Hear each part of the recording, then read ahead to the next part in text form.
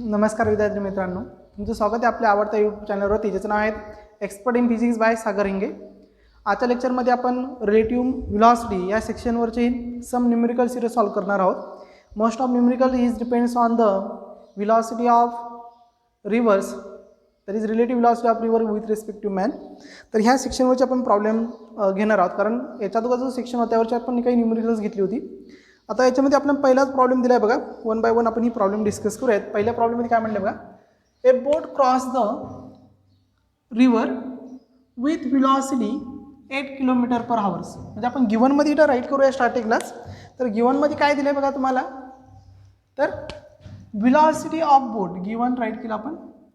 तर velocity of boat दिली तुम्हाला. Velocity of boat is equal to 8 kilometre per hours. Okay. Next मध्ये the resulting velocity of boat is resulting velocity of boat म्हणजे velocity of boat with respect to river ही किती दिली आपल्याला 10 kilometre per hours दिली. किती दिली 10 kilometre per hours. आणि आपण काय फाइंड काय सांगितली, the velocity of reverse. Velocity of river आपल्याला फाइंड आउट करायची. मग आता बघा, आपण जर इथे डायग्राम जर तयार केली तर अशा पद्धतीने तुमची ही व्हेलॉसिटी ऑफ बोट असणार आहे. नंतर this is velocity of river असणार आहेत. आणि ही तुमची रिलेटिव्ह व्हेलॉसिटी असणार, velocity of boat with respect to river. Okay. मग आता ह्या इथे आपण जर ट्रायंगल ऑफ वेक्टर ॲडिशन जर यूज केला, that is VBR is equal to velocity of boat plus velocity of river. मग आता velocity of river is equal काय येईल, velocity of river is equal to velocity of boat minus येईल बरोबर की नाही. ओके. प्लस बरोबर आहे वेक्टर ॲडिशननुसार. So velocity of river is equal to velocity of relative velocity of boat with किंवा resulting velocity of boat minus velocity of boat. जी term आपण इकडं घेतली. आता याचं मॅग्निट्यूड जर घेतलं तर magnitude of VR is equal to under root VBR square minus VB square.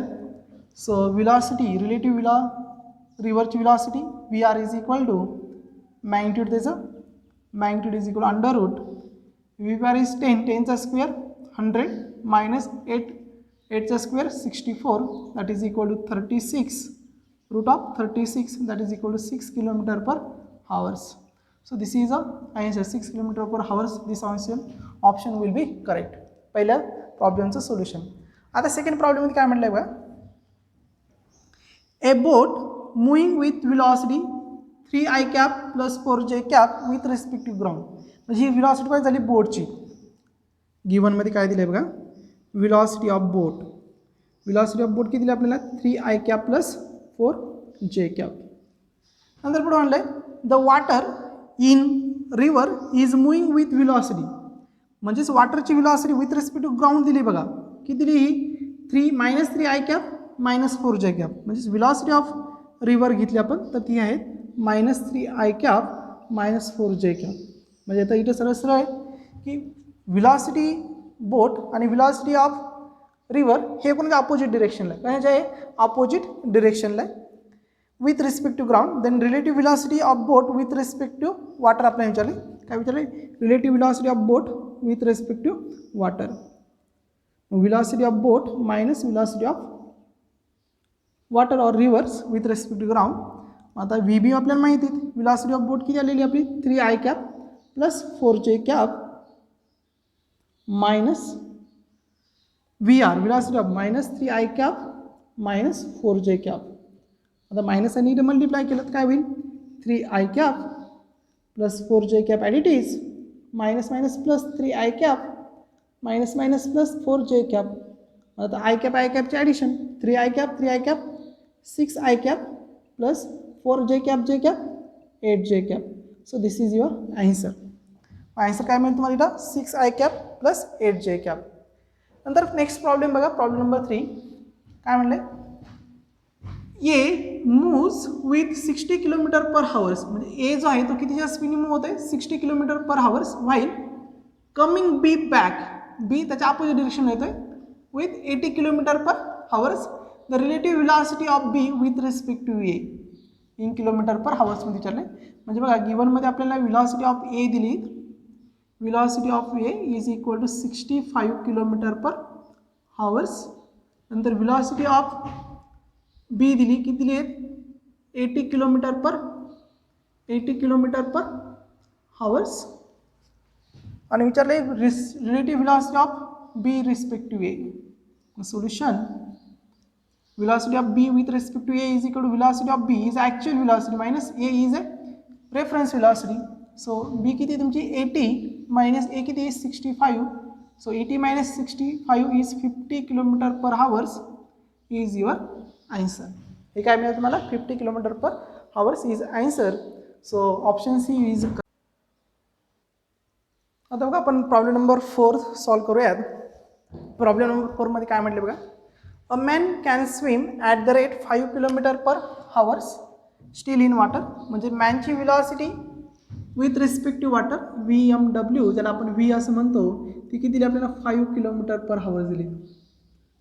Okay, पुढे काय म्हटले बघा, a man wishes to swim across the river directly opposite to the starting point. आणि जो मॅन जो आहे तो रिव्हरच्या अपोजिट डिरेक्शनला तो काय होणार आहे, मूव्ह होणार आहे. नंतर त्याने आपण विचारलं आहे along what direction must be the man swim, what should be the resultant velocity. हा बी मध्ये विचारलेला क्वेश्चन आहे आपल्याला. आणि सी मध्ये विचारला how much time to take the cross the river. आणि खाली म्हणलं आहे the river is wide 1 kilometre if it widths steady and its velocity, तिची व्हिलॉसिटी दिली आपल्याला 3 किलोमीटर. म्हणजे आपल्याला विड दिलेली आहे आणि व्हिलॉसिटी ऑफ रिव्हर दिली. व्हिलॉसिटी ऑफ रिव्हर दिली आपल्याला 3 किलोमीटर पर हावर्स आणि विड दिलेली आहे सॉरी विथ म्हणजेच आपण डिस्टन्स घेऊयात, हे दिले 1 किलोमीटर दिले आहेत. तर बघा कशा पद्धतीने सॉल्व करता येईल हा प्रॉब्लेम. अशा पद्धतीने समजा आपण इनिशियली ह्या पॉईंटला मॅन आहे आणि तो आता रिव्हरच्या अपोजिट डिरेक्शनला मूव्ह होणार. परंतु आपल्या इथे लक्षात आलं पाहिजे की इथं जर तुम्ही रिलेटिव्ह व्हिलॉसिटी जर बघितली, ही रिलेटिव्ह व्हिलॉसिटी रिव्हरच्या व्हिलॉसिटीपेक्षा मॅक्झिमम आहे. V is greater than the velocity of river. मग अशी कंडिशन कधी असेल ज्यावेळेस तो अपस्ट्रीम कडून मूव्ह होत असेल, अपस्ट्रीम कडून, म्हणजे समजा तो अशा म्हणजे अपस्ट्रीम कडून मूव्ह होत असेल इन दिस वे, त्यावेळेस वेळेस काय होईल, that is velocity of river, velocity of relative velocity of man with respect to river is greater than the relative velocity of river. त्यावेळेस व्हिलॉसिटी ऑफ मॅन कशी असणार आहे, स्ट्रेट डिरेक्शनने असणार आहे. मॅनची व्हिलॉसिटी स्ट्रेट डिरेक्शननी, ही रिव्हरची व्हिलॉसिटी झाली आणि ही व्हिलॉसिटी म्हणजे होणार आहे velocity of man with respect to river. Concept लक्षात आली तुमच्या. ओके, त्यावेळेस तो अपोजिट डिरेक्शन इकडे मूव्ह होईल. मग आता समजा आपल्याला अँगल थीटा इथं फाइंड आउट करायचं असेल, किती येईल थीटा. मग आता हा थीटा आपण जर बघितला तर थीटा हा अँगल आपण इथला फाय घेतला आणि हा आपल्याला माहीतच आहे किती येईल π/2. ओके, तर हा अँगल किती येतो ते आपण बघूयात. हा थीटा घेऊ शकतो किंवा हा टोटलही तुम्ही थीटा घेऊ शकता. म्हणजे हा total angle π/2 + phi is theta. मग आपण पहिल्या ऑप्शनकडे जाऊया त्याच्या, that is option number first sir किंवा problem number first, along what direction must be the man swim. मग आता आपण समजा theta is angle of velocity of man still in water with respect to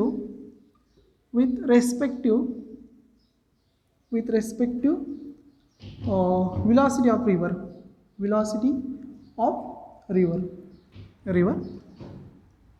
हा टोटल अँगल आपण theta घेतला. Okay, मग हा थीटा किती येईल बघा, theta is equal to π/2 + phi. मग आपलं टार्गेट आहे आपल्याला फाय फाइंड आउट करायचं आहे. काय फाइंड करायचं आहे फाय. तर मग मी फिगरनुसार घेईल साइन फाय. साइन फाय काय येईल या फिगरनुसार, velocity of river divide by the relative velocity of man with respect to river. म्हणजे इथं घेणार तुम्ही sine phi, velocity of river आपण relative velocity of man with respect to river. आणि ही आपल्याला माहिती आहे that is velocity of river is 3 आणि velocity of man with respect to water is 5. 5 is किती मिळेल साइन इनवर्स 3/5 आणि साइन इनवर्स 3/5 हा मिळतो तुम्हाला 37 डिग्री. किती मिळतो तुम्हाला 37 degree. Got it. Okay, sine 3/5. आता हिट आपण जर या थिटामध्ये जर टाकलं थिटा इज इक्वल टू π/2 म्हणजेच 90 डिग्री. π/2 म्हणजे किती 90 degree plus 37 degree that is 127 degree. म्हणजेच the direction of man is 120 degree असं म्हणूया. The direction of man swimming man the direction of swimming man is 127 degree with velocity of river. म्हणजे velocity of river बरोबर किती डिग्रीमध्ये तो move होईल 127 डिग्रीमध्ये. आणि हे जर इकडून आपल्याला अपस्ट्रीम म्हणतो आपण याला अपस्ट्रीम.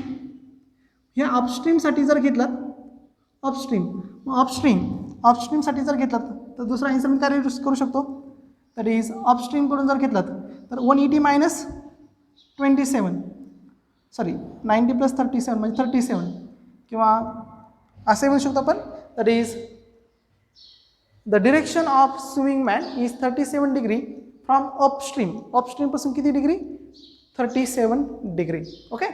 आता नेक्स्ट पार्ट याच्यामधला what should be the resultant velocity.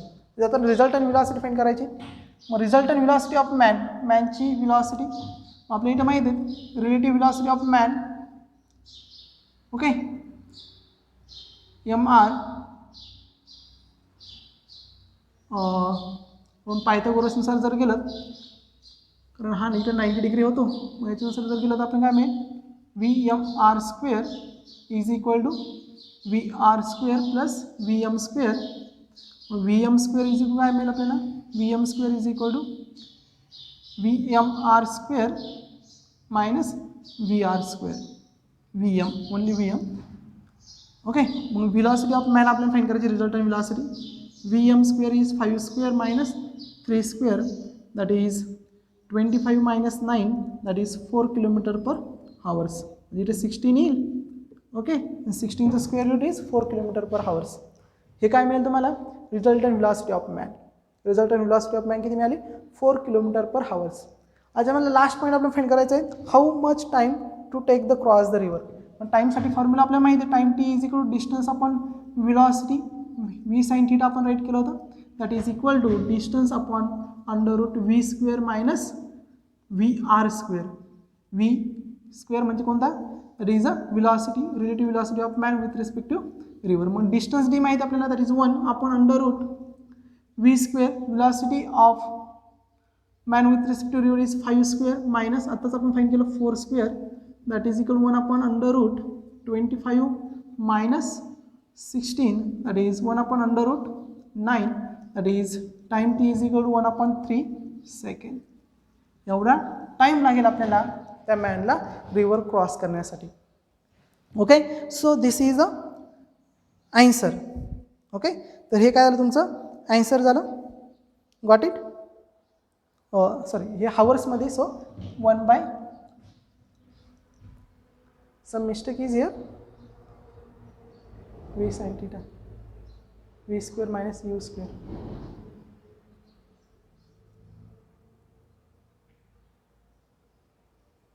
1 minute. Resultant velocity 4 ना हां डायरेक्ट घेतला आहे ना रिझल्टंट व्हेलॉसिटी ना तुमची sorry not this one that is resultant velocity VM.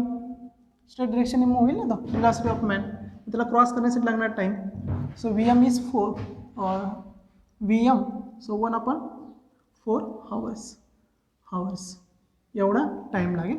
So T is equal to 1/4 hours. Okay.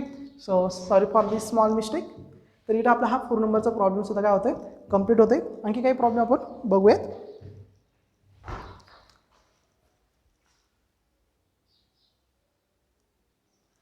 Next problem बघूयात आपण काय म्हटलं बघा. A police car moving on highway at 30 kilometre per hours fires a bullet on a speeding car of thieves of 192 km per hours. If the muzzle speed of bullet is 150 meter per second, calculate the speed with which strike the car of the thieves. आता बघ concept काय विचारले तुम्हाला इथं policeman जे आहेत ते थ्यूचा पाठलाग करतायत आणि पाठलाग करत असताना त्यांनी काय केलं, बुलेट फायर केलीत गनमधून कोणावरती, थ्यूजच्या स्कारवरती. तर आपल्याला असं विचारलं आहे की ज्यावेळेस ती बुलेट स्ट्राईक्स होईल कुठं, ऑन द थ्यूज ऑफ कार, त्यावेळेस त्याची स्पीड काय असेल, काय स्पीडने, calculate the speed with the which bullet of strike the car of the थ्यूज. आता सुरुवातीला आपण इथं गिवनमध्ये काय काय दिलं ते बघूयात. गिवनमध्ये दिले आपल्याला velocity of police car is 192 km/h.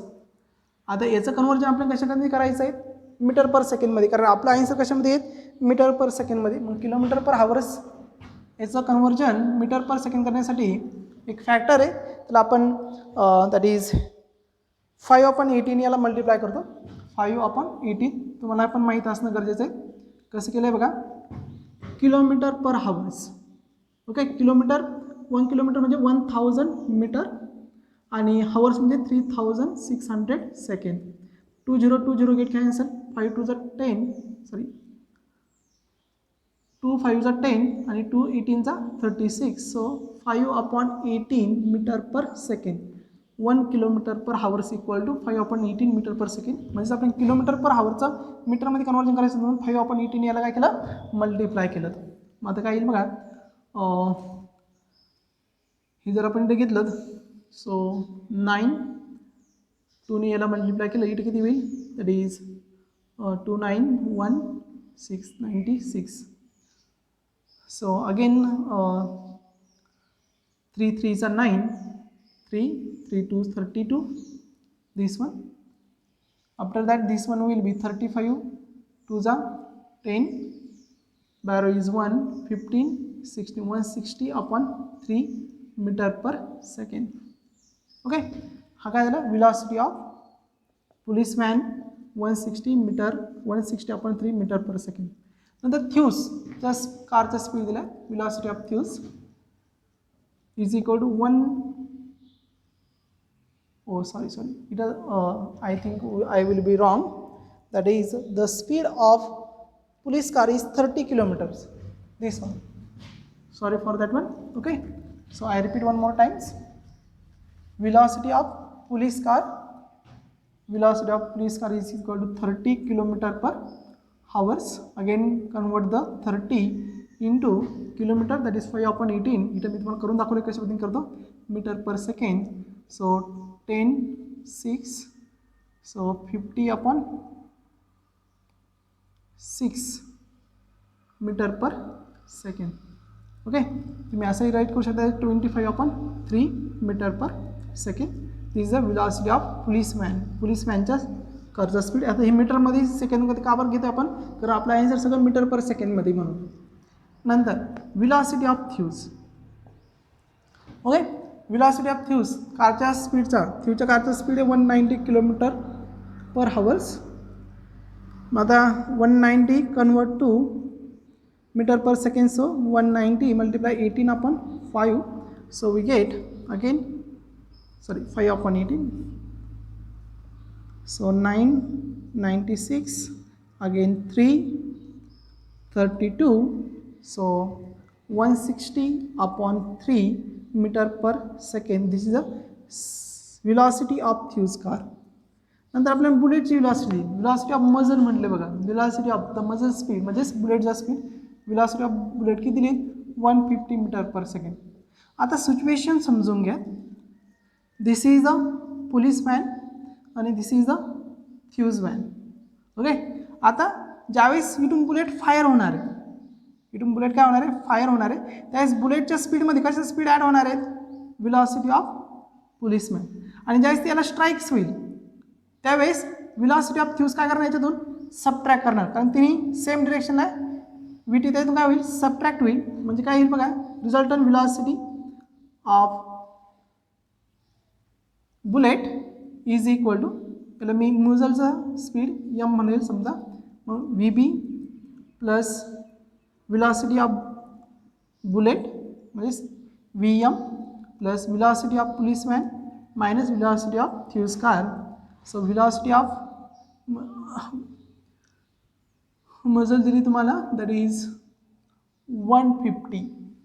So 150 plus velocity of policeman किती आहे 25/3 minus speed of थ्यूज car 160/3. So firstly add these two terms. So 450 plus 25/3 minus 160/3. So we get final answer, that is 450 plus 25 minus 60/3. So we get, that is 475 minus 60/3. So 415/3. So 3113, right ना. Okay, so if you calculate this one, तुम्ही जर हे calculate जर केलं तर तुम्हाला answer जे मिळेल. Okay, what is the answer? This answer will be, हे तुम्ही जर कॅल्क्युलेट जर केलं तर तुम्हाला हे आन्सर मिळेल 160. सॉरी, सो 160 ना. So upon 3, so 513/3, so 105 meter per second, nearly equal to answer मिले, nearly equal to. So this is your answer. So correct answer is 105 meter per second. तर हे तुमचं काय झालं या प्रॉब्लेमचं करेक्ट आन्सर. तर अशा पद्धतीचे न्यूमेरिकल्स तुम्हाला विचारले जातील, त्याचे सोल्युशन तुम्ही देत चला. अतिशय सिंपल पॉईंट्स आहेत रिलेटिव्ह व्हेलॉसिटी आणि त्यावरचे प्रॉब्लेम्स. तर हा पॉईंट, हा कॉन्सेप्ट किंवा ही न्यूमेरिकल तुम्हाला समजले असेल, परत ती समजून घ्या आणि ह्या टाईपची नंबर ऑफ न्यूमेरिकल्स सॉल्व करा. आजचं लेक्चर आपण जास्त थांबवत आहे. थँक्यू.